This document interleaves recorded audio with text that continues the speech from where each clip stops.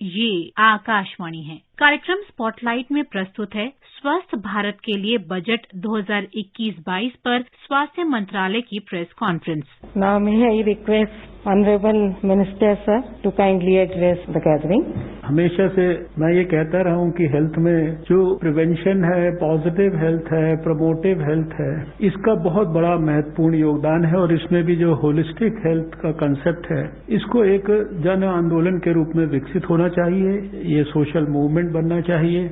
पिछले 6-7 वर्षों में सौभाग्य से नरेंद्र मोदी जी के नेतृत्व में पहली बार इतने वर्षों में ये महसूस हुआ कि हेल्थ अपनी सही दिशा की ओर जिस प्रकार से उसको बढ़ना चाहिए, जिस प्रकार से उसको प्रगति करनी चाहिए इस क्षेत्र को, वो बढ़ रहा है। 2020 में कोविड आया और इस कोविड ने तो शायद जो देश की हेल्थ के क्षेत्र की जो छुपी हुई प्रतिभा थी या जो योग्यता थी या जो पोटेंशियल था, उसको एक प्रकार से उभार दिया। हमने देखा कि किस प्रकार से एक लेबोरेटरी से 2500 लेबोरेटरीज तक हम पहुंचे। हमने देखा कि हम देखते ही देखते जब क्राइसिस था तो PPE kits, N95 mask, ventilators, diagnostic kits, इनको विदेशों से लाने के बारे में और बहुत ज्यादा उस समय कॉस्ट होती थी क्योंकि उस समय था लोगों को उनके प्राण की रक्षा को करना प्राथमिकता थी। लेकिन ये देखते ही देखते हमने देखा कि ये सारी चीजें आत्मनिर्भरता में परिवर्तित हो गई। हमने देखते ही देखते ये सब चीजें देखी कि किस प्रकार से हमारा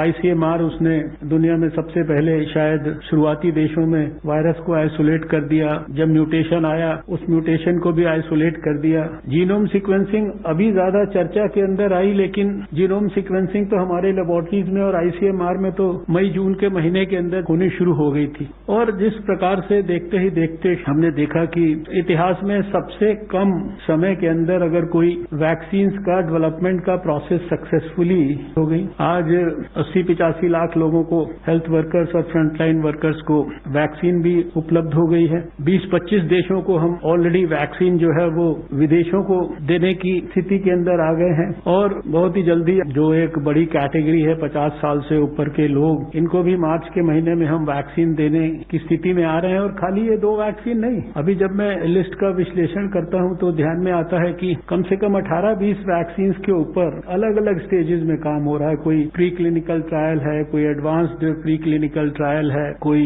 फेज 1 है, कोई फेज 2 है, कोई फेज 3 है। सबके अंदर अलग अलग स्टेजेस में और कुछ एक अगले कुछ महीनों में आ सकती हैं। यानी जो आत्मनिर्भरता का जो एक उदाहरण था, जिसके बारे में, जिसके कंटेक्स्ट में अभी ये प्रधानमंत्री जो आत्मनिर्भर स्वस्थ भारत योजना के तहत 64,000 करोड़ रुपया अगले 6 सालों के लिए रखा गया, over and above what we already get in health, जिसमें भी एक सिग्निफिकेंट इजाफा हुआ है।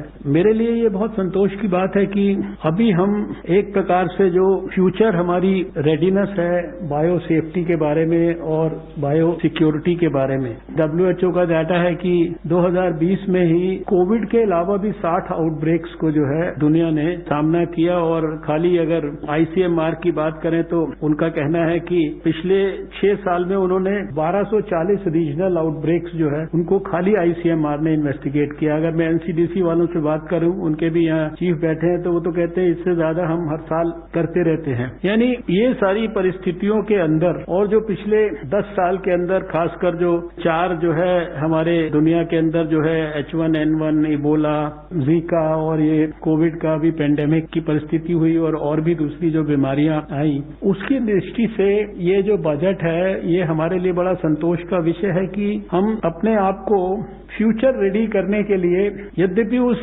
भयंकर परिस्थिति के अंदर भी जब 1 साल के अंदर इतनी तकलीफ थी हमें, तब भी हमारा देश उठकर खड़ा हो गया। वैज्ञानिक भी खड़े हो गए, डॉक्टर भी खड़े हो गए, रिसर्चर्स भी खड़े हो गए और उन्होंने उसी परिस्थिति में भी अपने आप को आत्मनिर्भर करके दिखाया। लेकिन अभी भविष्य की जो परिस्थिति है उसमें हम नीचे लेवल तक जो भी हमारी इस 1 साल की लर्निंग्स हैं, उन लर्निंग्स के आधार पर नीचे लेवल पर प्रिवेंशन की दृष्टि से, सर्वेलेंस की दृष्टि से, वहां पर जो कोई क्रिटिकल केसेस होते हैं उनके ट्रीटमेंट की दृष्टि से ब्लॉक लेवल पर डायग्नोस्टिक कैपेबिलिटीज विकसित करने की दृष्टि से। इस कोविड में ध्यान में आया कि ये जो वायरस का स्वैब टेस्ट है ये कुछ साल पहले तक अमेरिका के अंदर जाता था, 5-7 साल पहले CDC अटलांटा वगैरह में, और अभी इस कोविड में ध्यान में आया कि एक ही हमारे पास लेबोरेटरी है NIV पुणे, जहां की हम ये वायरस को आइसोलेट कर पा रहे हैं, या जहां पर ये डायग्नोस्टिक किट्स और दूसरी चीजें हैं इनके वैलिडेशन का काम हो सकता है,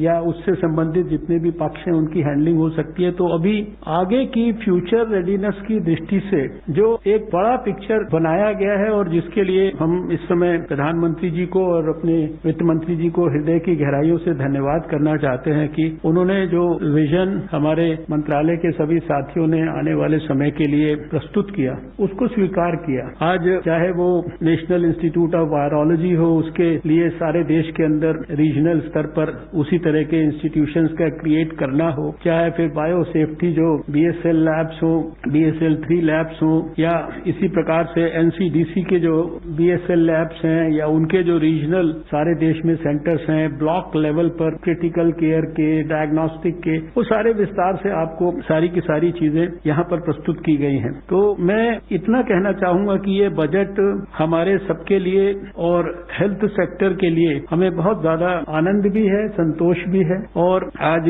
हम देखते हैं कि 1,09,16,589 लोग कोविड से ग्रस्त हुए, और इन 1,09,00,000 में से 1,06,21,220 ठीक होकर घर चले गए हैं। हम 97.29% के रिकवरी रेट पर आज हैं। दुनिया का सबसे कम हमारा फैटेलिटी रेट 1.43% है। और आज मैं देख रहा था कि पिछले 7 दिन में देश के 188 डिस्ट्रिक्ट्स में कोई भी कोविड का केस नहीं हुआ। देश के 76 डिस्ट्रिक्ट्स में पिछले 28 दिन के अंदर कोई भी कोविड का केस नहीं हुआ। 34 डिस्ट्रिक्ट्स में कोई भी फ्रेश केस 14 दिन के अंदर नहीं हुआ, और 21 डिस्ट्रिक्ट में कोई भी फ्रेश केस जो है वो 21 दिनों के अंदर नहीं हुआ। और जैसा हम सबने देखा कि इस विषम परिस्थिति में भी 20 लाख से ऊपर कोविड के लिए डेडिकेटेड बेड्स देश ने क्रिएट किए, चाहे वो हेल्थ फैसिलिटीज के रूप में, चाहे कोविड केयर सेंटर्स के रूप में। 12,000 से ज्यादा क्वारंटाइन सेंटर्स विकसित किए। 10 लाख से ज्यादा रोज के टेस्ट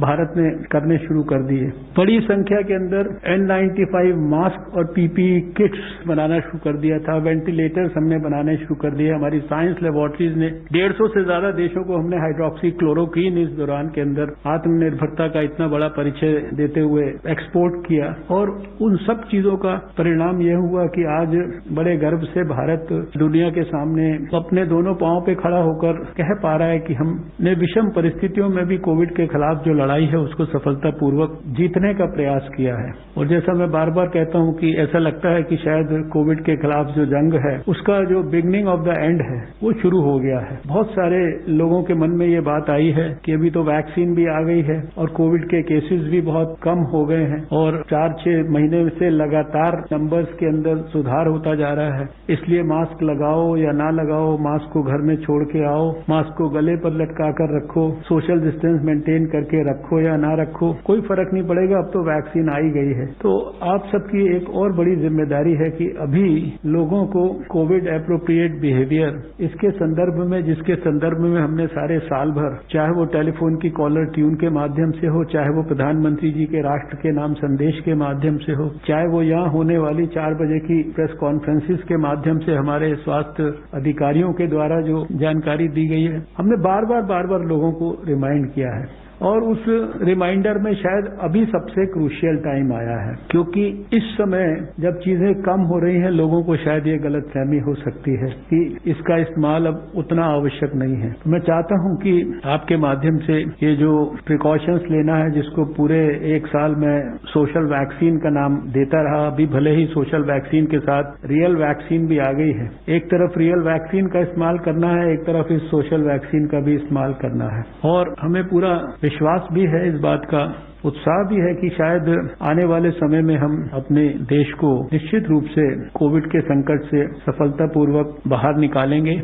इस बजट के माध्यम से भविष्य की नींव रखने की कोशिश की गई है। जहां इस प्रकार की त्रासदी कभी भी भारत में आए, किसी भी बीमारी के माध्यम से आए, किसी भी वायरस के माध्यम से आए, तो हम उसको इस समय के अनुभव का इस्तेमाल करते हुए और बेहतर ढंग से फेस करने के लिए फ्यूचर रेडी हो। यही इस बार के बजट का बहुत बड़ा संदेश है। और हमने ये देखा है कि पिछले 6 साल में प्रधानमंत्री जी ने जो भी मूवमेंट्स लॉन्च किए, स्वच्छ भारत का मूवमेंट अगर आया या टॉयलेट देश के अंदर बने, और 1 साल में तो हमने ये देखा कि ये मास्क लगाने के कारण लगाया, तो मास्क हमने शायद कोविड के लिए था, लेकिन हमारे बहुत सारे और दूसरे इन्फेक्शन जो ड्रॉपलेट के कारण स्प्रेड होते थे, वो उनके अंदर भी कमी आ गई।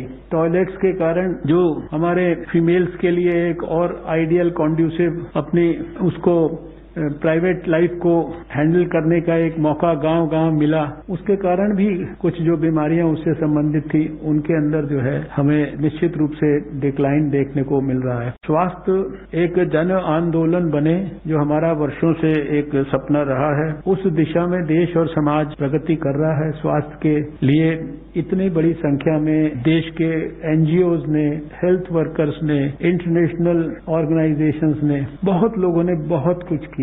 तो मैं आज के इस अवसर पर आपसे यही अपील करना चाहूंगा कि स्वास्थ्य को और खासकर प्रिवेंटिव हेल्थ को, पॉजिटिव हेल्थ को, इसको हम कितना बड़ा आंदोलन आने वाले वर्षों में और बढ़ा सकते हैं, इस दिशा में कैसे आगे बढ़ सकते हैं, इसके लिए आप इसी प्रकार से सहयोग करते रहेंगे तो निश्चित रूप से हमें जो एक बहुत ही पुराना विश्व स्वास्थ्य संगठन का भी सपना है, पहले तो health for all by the year 2000 कहते थे, लेकिन मुझे विश्वास है कि हेल्थ फॉर ऑल का सपना अगर कभी भी साकार होगा दुनिया में, तो उसका मॉडल जो है वो भारत के अंदर विकसित होगा। भारत का जो होलिस्टिक अप्रोच है, भारत का जो एंशिएंट मेडिकल विजडम है, भारत के अंदर जो दूसरी जितनी भी हेल्थ से जुड़ी हुई सुविधाएं हैं, जितनी भी सिस्टम्स हैं, ये सारे लोग मिलके जब होलिस्टिक तरीके से काम करेंगे तो शायद पूरे वर्ल्ड के लिए इम्यूलेट करने लायक जो मॉडल है वो भारत डेवलप करके देगा। और सौभाग्य से अभी हमारे पास ऐसे प्रधानमंत्री नरेंद्र मोदी जी हैं जिनकी ओवरऑल दृष्टि तो उनकी बहुत व्यापक है ही,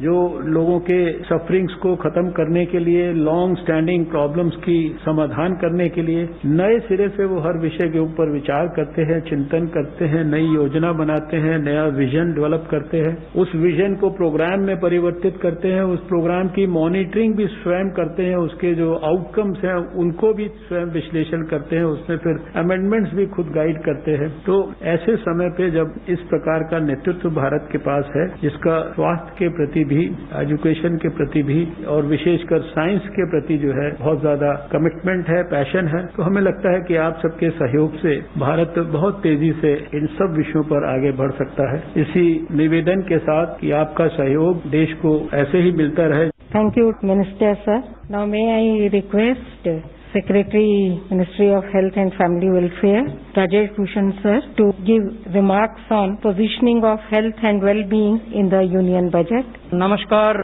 इस अवसर पर यूनियन बजट के केवल एक सब थीम पर मैं आप लोगों का विशेष रूप से ध्यान आकृष्ट करना चाहूंगा। यूनियन बजट में जो अप्रोच अपनाई गई है वो होलिस्टिक अप्रोच है। अब ये होलिस्टिक अप्रोच टुवर्ड्स हेल्थ क्या है? इसका अर्थ ये है कि हेल्थ वो नहीं है जो गतिविधियां केवल स्वास्थ्य मंत्रालय में ही होती हैं। हेल्थ केयर का अर्थ है वो गतिविधियां भी जो डिपार्टमेंट ऑफ हेल्थ रिसर्च में होती हैं, जो आयुष मंत्रालय में होती हैं, जो ड्रिंकिंग वाटर और सैनिटेशन मंत्रालय में होती हैं और जो न्यूट्रिशन के क्षेत्र में विमेन एंड चाइल्ड डेवलपमेंट मंत्रालय में होती हैं। तो इनको एक होलिस्टिक अप्रोच के रूप में इस बजट में लिया गया है। ये जो अप्रोच है ये 2017 की जो राष्ट्रीय स्वास्थ्य नीति बनी थी उसमें स्पष्ट कर दी गई थी और मैं आपको उसका एक उद्धरण सुनाना चाहता हूँ। The National Health Policy 2017 prescribed that the attainment of the highest possible level of health and well-being for all at all ages through a preventive and promotive health care orientation in all developmental policies is our goal. तो national health policy 2017 ने ये नहीं कहा था कि केवल स्वास्थ्य मंत्रालय को सुदृढ़ करना ही हमारा गोल है या हमारा लक्ष्य है। उन्होंने कहा था कि हेल्थ और वेलबींग सभी उम्र के लोगों के लिए, सुनिश्चित करना हमारा उद्देश्य है और कैसे सुनिश्चित करेंगे, प्रिवेंटिव हेल्थ पर भी बल देंगे और प्रमोटिव हेल्थ पर भी बल देंगे। तो ये थीम है विच runs through out the union budget. बहुत बहुत धन्यवाद। Thank you sir. अभी आप सुन रहे थे स्वस्थ भारत के लिए बजट 2021-22 पर स्वास्थ्य मंत्रालय की प्रेस कॉन्फ्रेंस। ये कार्यक्रम आकाशवाणी के समाचार सेवा प्रभाग द्वारा प्रस्तुत किया गया। इसे आप हमारे mobile app news on AIR पर भी सुन सकते हैं। इस कार्यक्रम के संबंध में अपनी प्रतिक्रिया आप हमें ईमेल कर सकते हैं। पता है airnsdtalks@gmail.com। ये कार्यक्रम फिर से सुनने के लिए लॉग ऑन करें हमारी वेबसाइट newsonair.com।